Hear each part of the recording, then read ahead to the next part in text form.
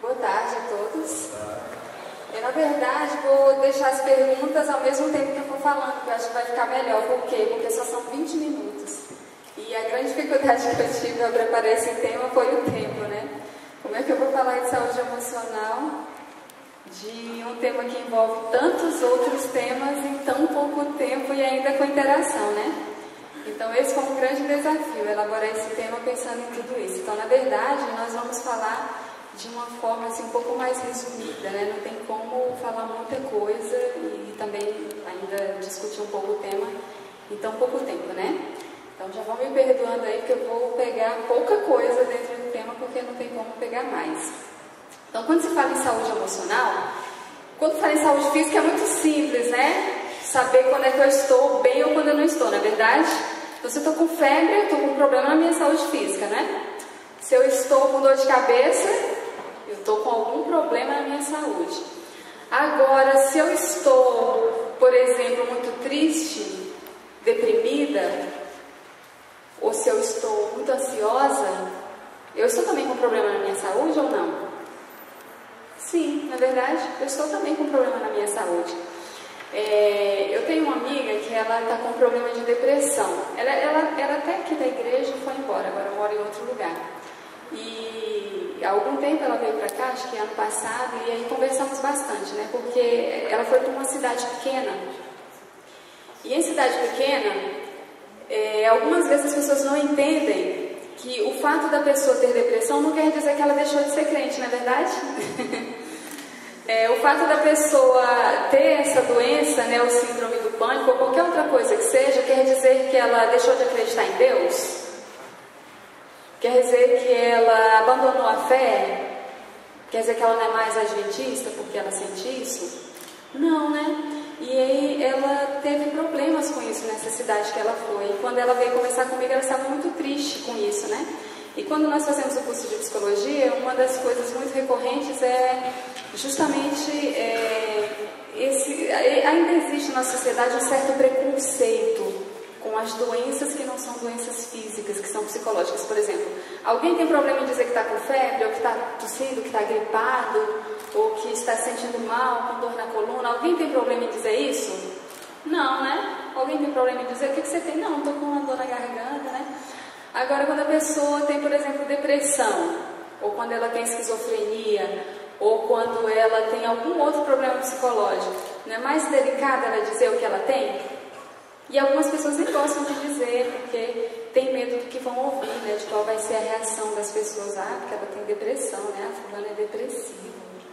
Então já se torna algo assim pejorativo, não é verdade? Quando não é. Na verdade, a depressão, ela tem várias causas, né? Então, psicologicamente é complicado você tratar desses temas e é complicado também você assumir que tem algum desses problemas, né, psicológicos. E aí eu trouxe para discutir com vocês apenas 2 temas dentro de saúde emocional, que são os problemas mais recorrentes, mais atuais, mais tratados, né? Aqui com o pessoal da igreja, às vezes eu discuto esses 2 temas também de vez em quando. Pode passar, Renata, por favor. O primeiro deles é sobre ansiedade.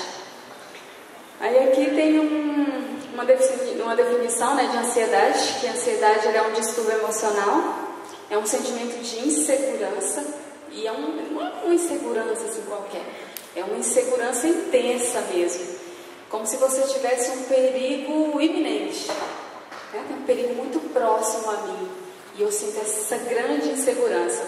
Mas é só isso que é a ansiedade? Não. Porque ela está presente na vida de todos nós. Quem nunca teve medo aqui? Levanta a mão. Eu vou até baixar a minha. Quem nunca teve medo? Qualquer que seja o medo.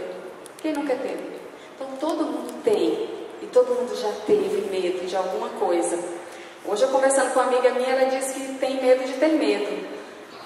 É um medo também, não é verdade? Ela tem medo de ter medo quando ela chega em alguma situação, né? Então isso está presente na vida de todo mundo. E o medo é, antes de tudo, um utensílio assim, muito importante para nós, porque o medo, ele inclusive nos afasta de coisas perigosas, não é verdade? Então você tem medo, você vê que uma coisa é perigosa, por exemplo, uma montanha-russa, né? Sei que tem gente que adora, né? Você tem medo daquilo, você não vai, né? Não vou nisso não, acho que isso não é seguro. Então o medo às vezes ele pode até te livrar, né, de alguma situação perigosa. Então o medo está presente, ele é normal, todo mundo tem, mas a ansiedade ela se torna patológica quando o seu grau estiver desmedido em relação a uma situação. Então tudo tem um limite, né, uma medida. Quando passa disso, aí já se torna algo que deve ser trabalhado. Isso não quer dizer também, agora a pessoa é ansiosa demais, não tem jeito para mim. Muito pelo contrário, né? Tem jeito sim. Então a ansiedade ela se torna patológica quando acontece isso, né? E você perde o controle da situação. O medo ele te domina tanto, mas tanto, que você não consegue mais nem raciocinar direito, na verdade? Não consegue nem pensar direito. Não consegue nem colocar seu pensamento na realidade. Você quase que se desapega da realidade, tanto medo que você tem. Eu já atendi uma pessoa que ela tinha tanto medo, que ela não tinha uma vida normal. Ela não dormia direito, porque ela escutava barulhos. Tudo que ela escutava na rua, ela achava que era na casa dela. E ela levantava a noite inteira para verificar as portas. A casa dela, ela transformou quase que numa prisão. Ela botou grades, cadeados, tinha porta, portão, aqueles que é cerca elétrica, né? Tudo aquilo ela colocou na casa dela. O quarto dela, ela entrava, fechava a porta também com a chave. Então, assim, muitas chaves, muitas portas, muitas grades, muitos portões, muito tudo. Então, a casa dela se tornou uma prisão para ela mesma, né? Então, o medo dela já era um medo desmedido. E chegava a um ponto que ela sentia tanto medo que ela começava a sentir falta de ar. Não sei se você já tiver essa sensação de você pensar que você está respirando e quando você se dá conta disso, você começa... Será que eu estou respirando mesmo? Acho que eu estou cansada, né? Então a pessoa ansiosa, às vezes ela passa por isso, né? Ela percebe, é igual uma pessoa que percebe o coração batendo, né? Nosso coração está batendo, né? Nossos órgãos estão trabalhando, mas a gente nem se dá conta disso, né? Assim como eu estou respirando, eu nem me dou conta disso, não estou pensando nisso que eu estou respirando, né? Mas a pessoa ansiosa, até isso, ela percebe, né? Que ela está, ai meu Deus, eu estou respirando, acho que eu estou com falta de ar, né? E essa pessoa que atendia, ela ficava desse jeito. Às vezes eu estava falando com ela, ela dizia, ai Janaína, eu acho que eu vou morrer, estou com falta de ar. Eu, não, calma, você não está com falta de ar, você não tem nada, calma, vamos continuar conversando. De fato, ela não tinha nada, né? Eu sabia que era sua ansiedade. Então, a ansiedade ela pode se tornar desmedida, né, em relação a uma situação. E nós chamamos de distúrbio de ansiedade quando essa ansiedade ou essa preocupação está presente na maioria dos dias por pelo menos aí um semestre, por pelo menos um mês. Aí nós chamamos isso de ansiedade, podemos classificar isso como uma ansiedade. Então, o fato de você ter medo ou de você ter aquela apreensão por algo que está iminente, isso é normal, todos nós temos durante o nosso dia a dia, mas isso não se configura como um distúrbio de ansiedade, né? Pode passar, Renata, por favor. E o próximo tópico que também nós vamos discutir é sobre depressão. Depressão é muito falada, né? Tem a depressão infantil, uma revista que eu li, ela falava só sobre depressão infantil, esqueci qual é o título dela. Acho que era uma nova escola. Ele trazia o problema da depressão infantil. Então a depressão está muito presente nos nossos dias. Sempre que eu vou falar sobre depressão, eu sempre digo que depressão não tem a ver com religião, porque eu vejo muita confusão dentro da igreja em relação a isso, e as pessoas sofrem muito, principalmente quem tem depressão, porque algumas pessoas podem pensar, o que eu falei anteriormente, né, que depressão não é coisa de cristão, que cristão não pode ter depressão. Isso não é verdade. Depressão é uma doença e ela deve ser tratada, e tem tratamento e a pessoa pode levar uma vida normal. Então, para afirmarmos que uma pessoa tem depressão ou que está deprimido, nós temos a afirmar que essa pessoa vai se sentir triste a maior parte do dia, quase todos os dias, não tem prazer, interesse pelas atividades que apreciava, não consegue ficar parada, pelo contrário, movimenta-se mais lentamente que o habitual. A pessoa ela perde o interesse pela vida, perde o sentido, o significado da vida.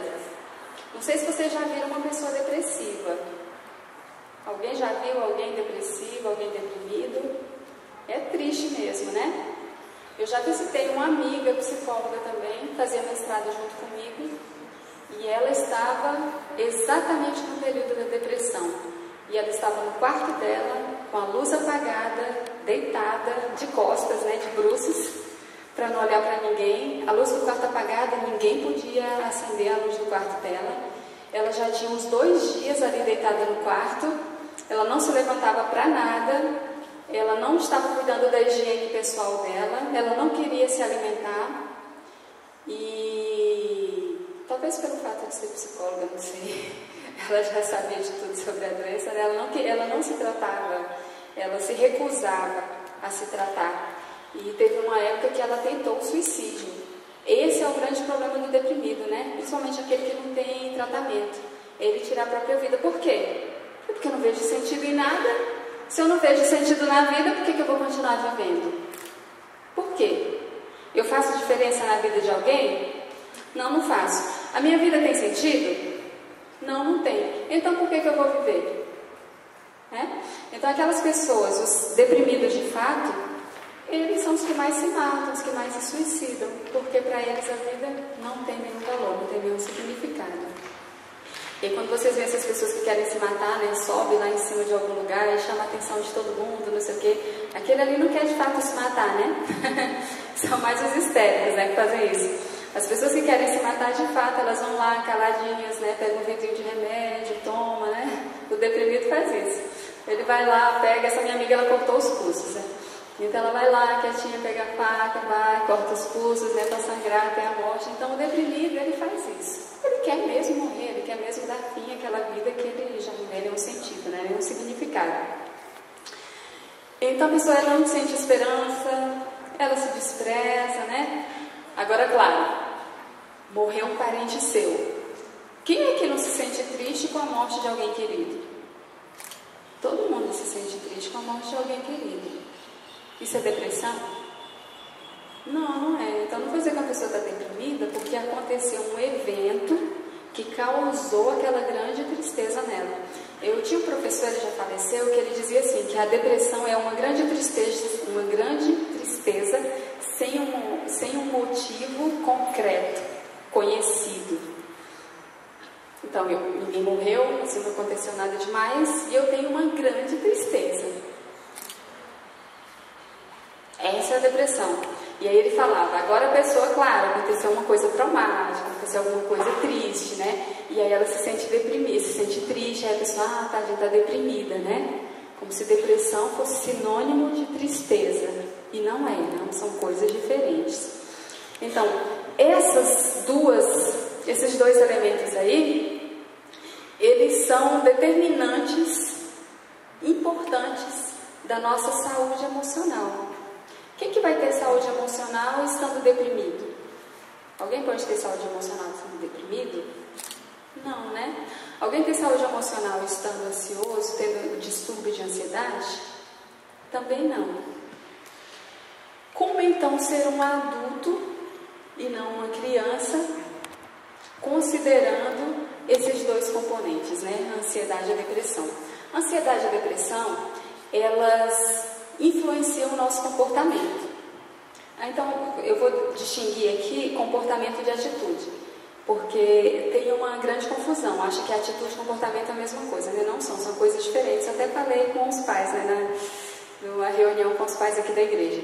Atitude é uma coisa e comportamento é outra coisa diferente. A minha atitude causa o meu comportamento. Por exemplo, a minha atitude em relação ao fumo é negativa, muito negativa.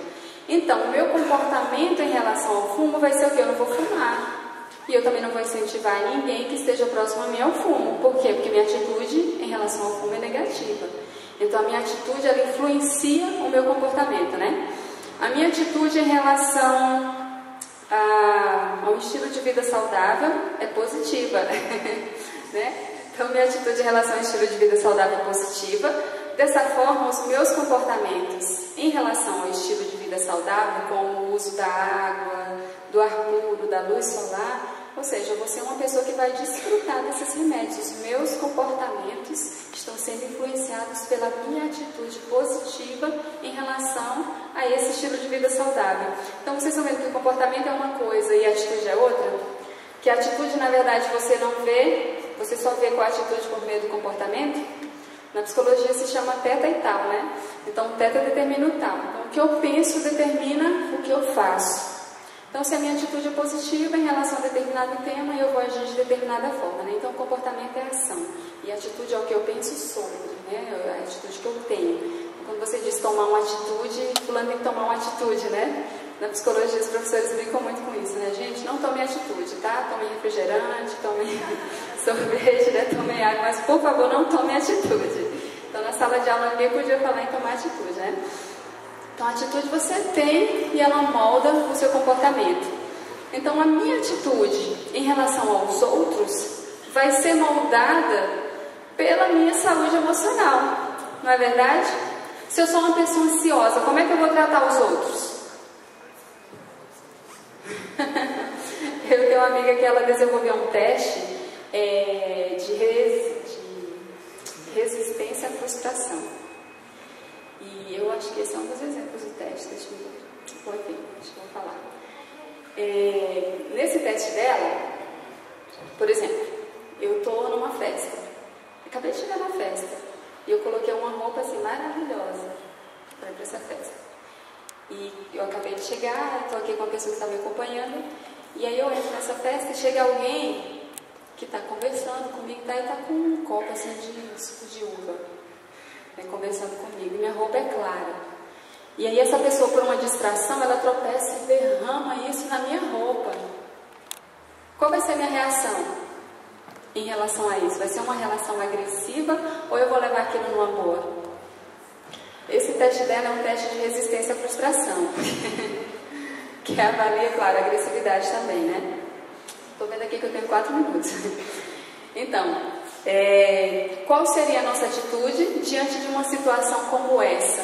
De uma frustração como essa? Nossa, eu estava tão bem, né? No início da festa, não aproveitei nada. Minha roupa é tão bonita, né? Nova. Acabei de chegar na festa. Vou ter que ir embora, né? Porque com a roupa toda, como é que eu vou ficar na festa? Então, qual vai ser a minha reação?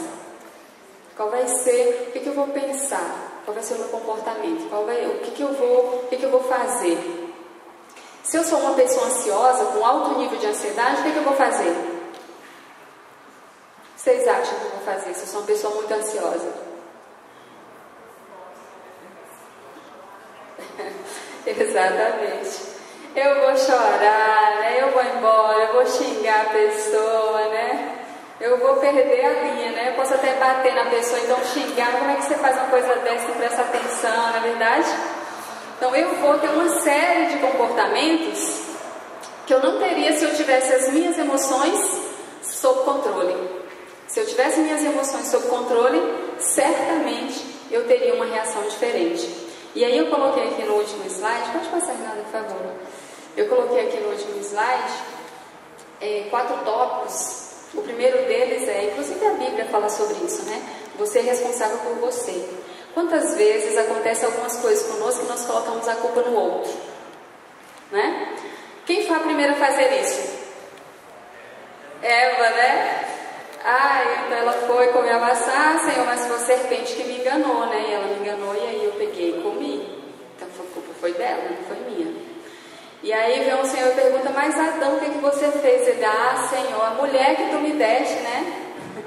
A mulher que tu me deste, foi ela que fez com que eu fizesse isso. Se fosse eu sozinha, assim, eu não faria, mas como ela, né? Ela me ofereceu, e foi, eu comi. Né? Então nós temos essa tendência de sempre querer colocar a culpa no outro, não é verdade? É uma tendência natural nossa, colocar a culpa no outro. Por que você fez isso? Não, foi porque fulano ele me chateou muito. Se eu não tivesse feito isso, eu não teria dito o que eu disse para ele. Porque você diz coisas horríveis para alguém. Não, mas também, o que ele fez? Ele me disse isso, então ele estava merecendo. Por isso que eu falei tudo isso para ele. Então você é responsável por você mesmo. Pessoas maduras sabem controlar seus sentimentos, sabem controlar seus pensamentos. Salomão é que diz, né? Que como uma cidade derrubada, como uma cidade sem muros, né? Derrubada assim, é um homem que não consegue controlar seus próprios instintos e seus próprios pensamentos. É muito fácil colocar a culpa no outro. Difícil é assumir que você mesmo é responsável pelos seus atos, pelo que você faz. É mais fácil colocar a culpa no meu pai, na minha mãe, no meu amigo, no meu esposo, na minha esposa, nos meus filhos, em qualquer outra pessoa, do que assumir eu que fiz essa escolha. Não importa se foi alguém que disse vai que é bom, vai que é bom, vai que é bom, e você vai, né? Quem é o culpado? É quem te disse vai que é bom? Não. Ser adulto emocionalmente é assumir que foi você que tomou a decisão de ir. A escolha é sua. Você poderia não ter ido, poderia ter escolhido não ir. Maturidade emocional. Acabou o tempo. Maturidade emocional tem a ver com isso. Eu sou madura à medida que tanto eu assumo os meus atos, quanto eu não construo pessoas irreais. Alguns de nós, às vezes, conhece pouco alguém, mas você já tem uma visão dessa pessoa como se ela fosse altas coisas, né? E à medida que o tempo vai passando, você vai descobrindo quem de fato é essa pessoa. E aí você diz, não, mas você não é a mesma pessoa que eu conheci. Você mudou muito. Será que foi a pessoa que mudou muito? Ou foi você que construiu nela uma pessoa que ela não era? Você conheceu aquela pessoa tem o quê? 1 semana, 2 semanas. E aí depois de 1 ano você diz, nossa, como você mudou. Quando eu te conheci, será que conhecia mesmo?